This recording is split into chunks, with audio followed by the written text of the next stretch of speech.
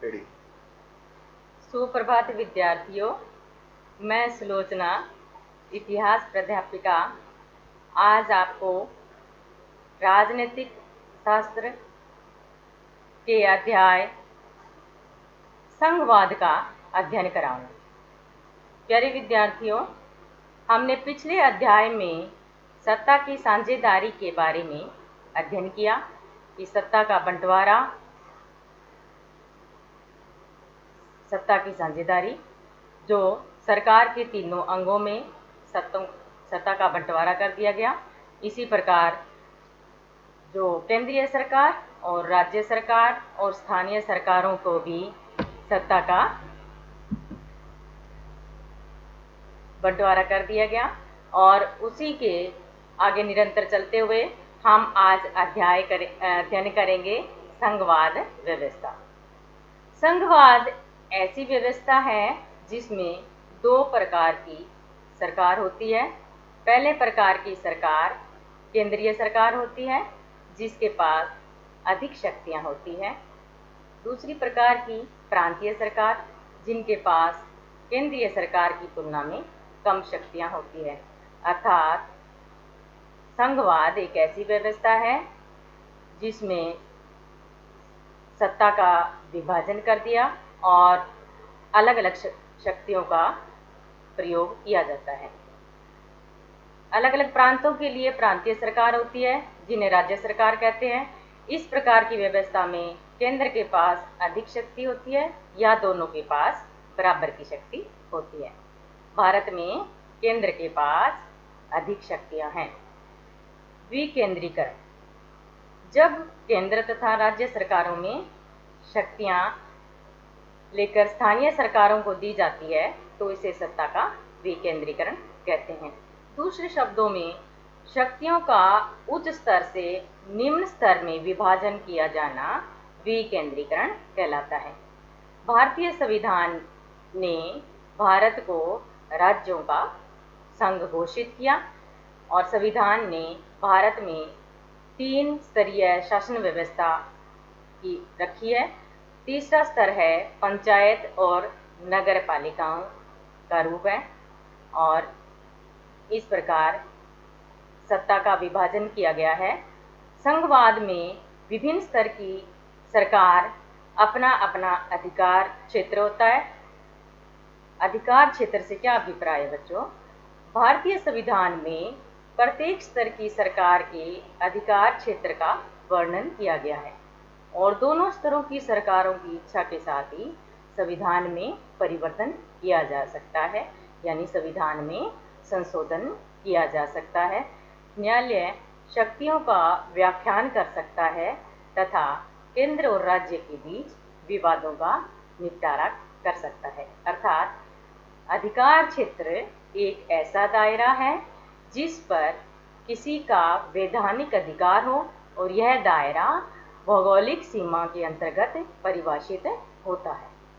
भारत में संघवाद है।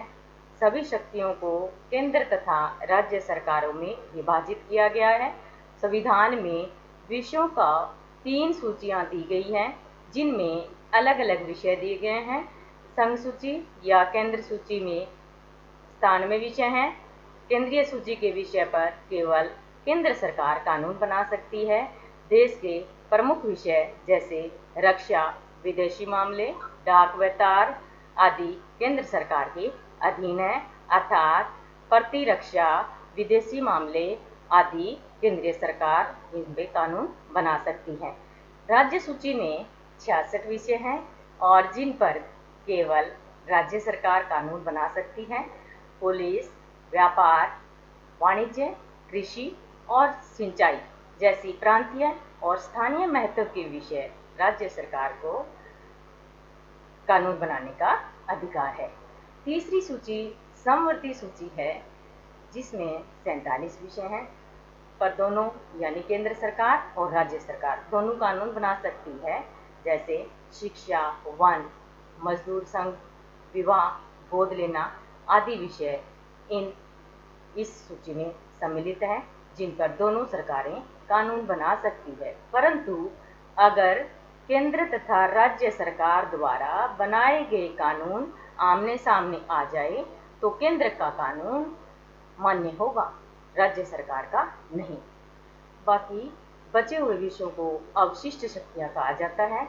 कुछ ऐसे विषय हैं जो नए अस्तित्व में आए या जो इन तीनों सूचियों में से छूट गए, उन्हें बचे हुए विषय या अवशिष्ट शक्तियाँ कहते हैं। जैसे आतंकवाद, इंटरनेट आदि, इन पर केंद्र सरकार कानून बना सकती है।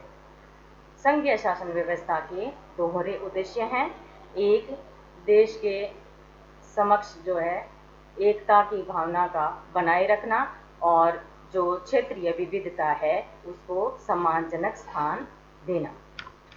संघीय व्यवस्था के गठन में महत्वपूर्ण बात है विभिन्न स्तर की सरकारों के बीच सत्ता के बंटवारे के नियमों पर सहमति होनी चाहिए। इनका एक दूसरे पर भरोसा होना चाहिए और अपने अपने का अधिकार क्षेत्रों को ये मानेंगे। केंद्र शासित प्रदेश। भारतीय संघ में कई इकाइयों को बहुत कम अधिकार प्राप्त हैं। ये ऐसे छोटे क्षेत्र हैं जो अपने आकार के कारण स्वतंत्र राज्य नहीं बन सकते। इन इकाइयों को किसी प्रांत में शामिल नहीं किया जा सकता। इन्हें केंद्र शासित प्रदेश कहा जाता है। इन क्षेत्रों को ऐसे अधिकार प्राप्त नहीं है। इन क्षेत्रों का शासन चलाने का अधिकार केंद्र सरकार को प्राप्त है। चंडीगढ़ या लक्षद्वीप अथवा देश की राजधानी दिल्ली जैसे इलाके इसी प्रकार की इकाइयां हैं। पंचायत राज।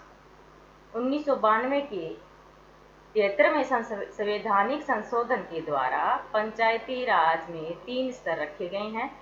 ग्रामीण स्तर पर ग्राम सभा स्थापित की गई है।